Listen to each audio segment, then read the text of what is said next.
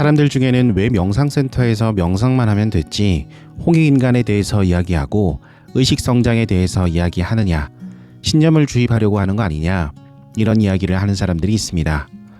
명상은 몸과 마음의 건강을 위해서 하는 것 아니냐면서 말이죠. 명상의 목적은 자신의 필요에 따라 달라지는 것이 맞습니다. 하지만 명상은 웨이트 트레이닝이나 수영과 같은 운동과는 달리 오랜 역사와 문화 속에서 심신수행법으로 발전해온 것이기 때문에 고유한 철학과 인간관이 있습니다. 한민족 전통의 심신수행법을 현대화하여 K명상으로 알리고 있는 단월드는 그렇기 때문에 그 출발이 된 선도 문화를 바탕에 깔고 있습니다. 그런데 명상의 목적은 마음의 건강을 관리하는 것이다 라는 명상에 대한 실용적 접근은 어디서 온 것일까요? 좀 더 구체적으로 이야기하면 명상의 목적은 심신의 건강, 조금 더 나아간다면 자기개발의 방법으로 제한해야 한다는 생각은 어디서 나온 것일까요? 왜냐하면 한국 문화 속에서 조금만 둘러봐도 명상은 그 이상이기 때문입니다. 그것은 오래된 영적 수행으로서의 명상이 서구 사회에 소개되고 또 서구의 자본주의를 따라 근대화된 동양의 국가들 중에서 대중화되기 위해 문턱을 낮추면서 갖게 된 변화입니다. 단월드 역시 좀 더 많은 사람들이 명상을 통해 몸과 마음의 건강을 회복할 수 있도록 좀 더 쉬운 명상 프로그램을 알리기 위해 노력해 왔습니다. 그러나 명상 수행이 여기에서 멈춘다면 오랜 역사 속에서 인류가 명상 수행을 통해 얻고자 한 것은 다 얻게 된 것일까요? 명상의 목적을 심신 건강과 자기 개발로 한정했을 때 마음 챙김이 미국에서 어떤 비판에 직면했는지 보면 명상의 목적을 심신 건강에 국한하는 것이 특정한 맥락에서 만들어진 편견이라는 것을 알 수 있습니다. 마음 챙김 운동에 대한 비판은 2021년 한국에 마음 챙김의 배신이라는 책이 번역되어 나오면서 알려졌는데요. 이 책의 저자인 로널드 퍼서는 경영학과 교수이자 불교 신자로 이 책에서 마음 챙김이 심각한 사회 경제적 불평등 문제를 야기하고 있는 미국의 자본주의를 유지하는 도구로 사용되고 있다고 비판하고 있어요. 스트레스 문제를 모두 개인이 자신의 내면에서 해결해야 하는 문제로 만들고 불평등, 빈곤, 트라우마 등 정신건강의 사회적 결정 요인으로 입증된 문제들에 무관심하게 하기 때문이라는 거죠. 이 책의 원 제목은 Make Mindfulness예요. 이 말은 원래 불교 교사이자 심리치료사인 마일스 닐이라는 사람이 만든 용어인데요.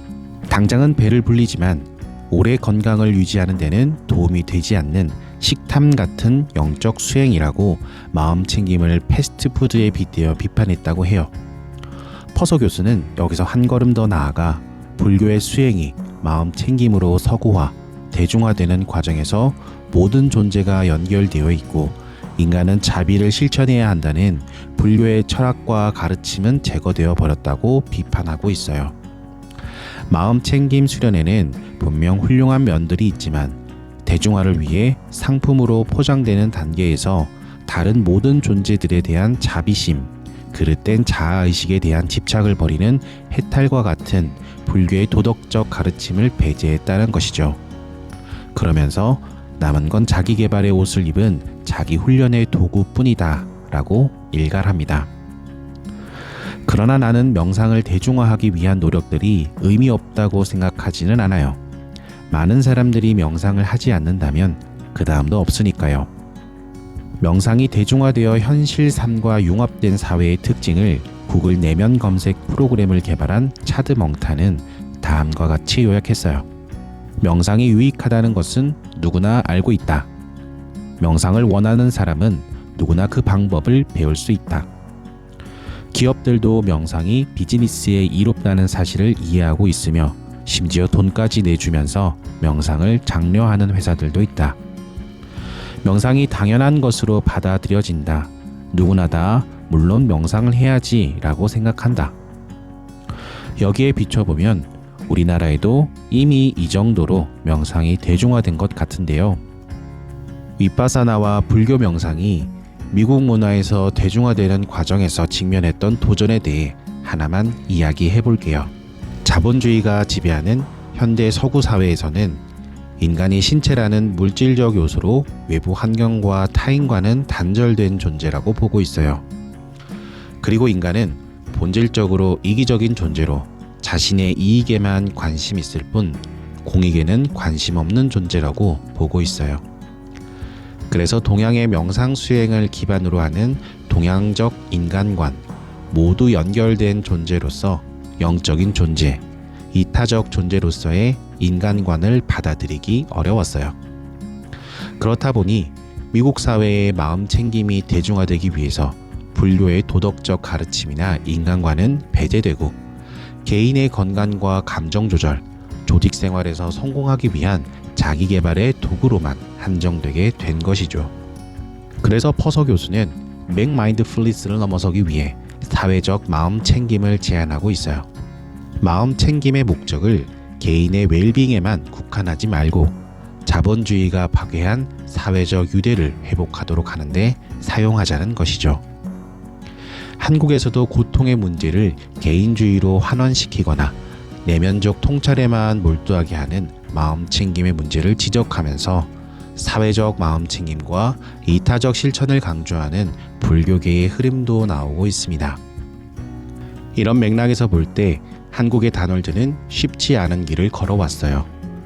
누구나 쉽게 명상을 할 수 있도록 대중화, 과학화의 노력을 기울이면서도 K-명상의 근간을 이루는 한민족의 전통 수행법이 지향하는 홍익인간 이화세계의 목적을 놓지 않고 있으니까요.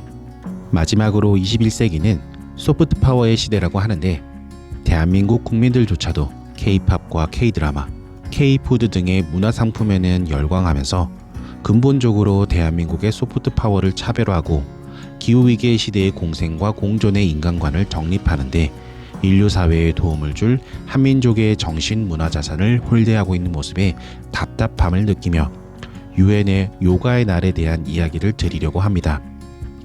한민족의 선도 문화에서 나온 K-명상과 홍익인간의 철학을 대한민국의 소프트 파워를 높이는데 적극적으로 활용하기를 바라면서요. 인도에서 나온 요가는 앞서 말씀드린 불교 명상보다 더 일찍 미국에서 그리고 전 세계에서 대중화에 성공했죠. 그러나 지나친 상업화에 대한 비판이 많았어요. 원래 몸과 마음의 합의를 위한 수행법이었는데 다이어트와 몸매 가꾸기의 방법으로 전락했다는 비판이었죠. 이러한 시기에 인도의 나렌드라 모디 총리는 국제사회에서의 인도의 소프트 파워를 높여줄 문화자산으로 요가에 주목했어요. 오히려 요가가 본래 갖고 있었던 인도의 정신적, 영적 측면을 강조하면서 인류의 건강과 지속 가능한 미래를 만들어가는데 요가의 확산이 기여할 수 있다고 어필했죠. 그 노력으로 2015년부터 유엔은 6월 21일을 요가의 날을 제정해 지키고 있을 정도예요. 2016년에는 유네스코의 문화유산으로 등록되었고요. 모디 총리가 유엔의 요가의 날 제정을 제안하면서 요가에 대한 소개한 말을 여기 그대로 옮겨볼게요. Yoga is an invaluable gift from our ancient tradition. Yoga embodies unity of mind and body, thought and action, a holistic approach that is valuable to our health and our well-being. Yoga is not just about exercise. It is a way to discover the sense of oneness with yourself, the world, and the nature. 여기서 모디 총리는 요가가 단순한 운동이 아니라 자기 자신과 세계 그리고 자연과의 합일의 감각을 발견하는 고대의 전통으로 귀중한 선물이라고 소개하고 있습니다.